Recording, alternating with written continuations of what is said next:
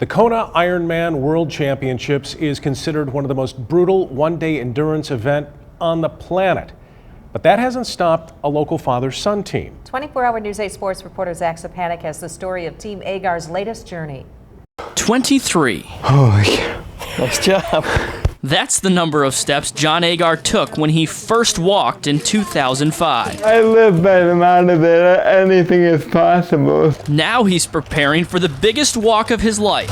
That's just a wee bit better, wouldn't you say? In the 2016 Kona Ironman World Championships. You have to respect the event and respect, Ironman, because it is so challenging and it's meant to be tough, so that very few people actually accomplish it. But with the connection Jeff and John share, my dad is my motor.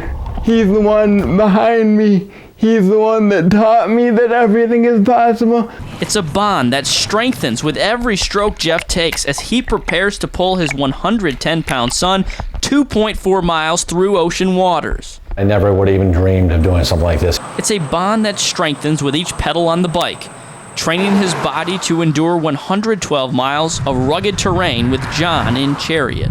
It would never even cross my mind. And it's one that started 7 years ago when they entered their first 5K race together. At the time, it was the longest race Jeff had ever run. I look at it as Johnny getting involved in running and racing. As the Ironman approaches, the motivation that bolsters their connection rests in determination. Kid with cerebral palsy doesn't get to experience rigorous training very much. So I think just having more of an appreciation for what athletes go through on a daily basis has been wonderful for me. Participants are allotted 17 hours to complete the event. We want him to have the chance to participate in such an iconic event.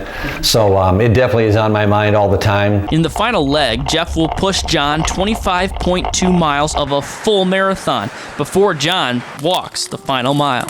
Just know that Dad has gone by this time 139 miles, but he's counting on me to make sure that we can finish, that we can cross the finish line, that we can reach our pinnacle.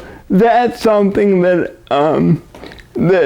I am so grateful for. I just know how much Johnny wants to be like his dad, and that's his moment to do it. And so I know the work that he put into it, and I know what it means to Jeff to be able to give that to Johnny. At the heart of it all is admiration and respect. I say to Dad, you have to use me to your advantage. We're a team together, and we'll finish as a team. An understanding of how the other contributes to the overall goal of completing the Ironman. He's training to do his part to walk the last mile, and then I'm training a lot of times separately to get myself in condition. Accomplishing that goal will take sacrifice, perhaps the greatest element this unique bond has to offer. If it wasn't for John, I wouldn't be doing it, and if Johnny can cross that finish line and hear the crowd go crazy, that would be just a phenomenal experience for everybody.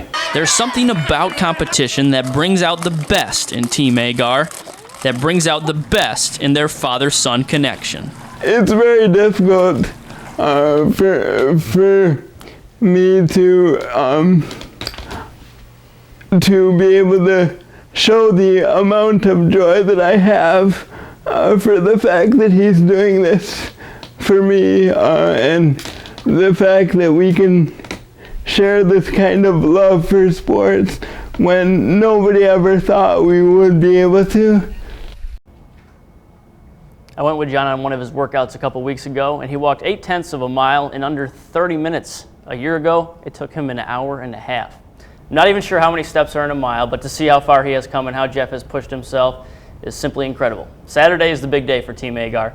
Competition begins at about 1 p.m. Eastern Time, and you can catch live coverage at Ironman.com. Wow, we'll have to check that out. He might not be able to express the joy that he wants to, but we feel it, that's for sure. Oh, that is for sure, yes. Inspirational.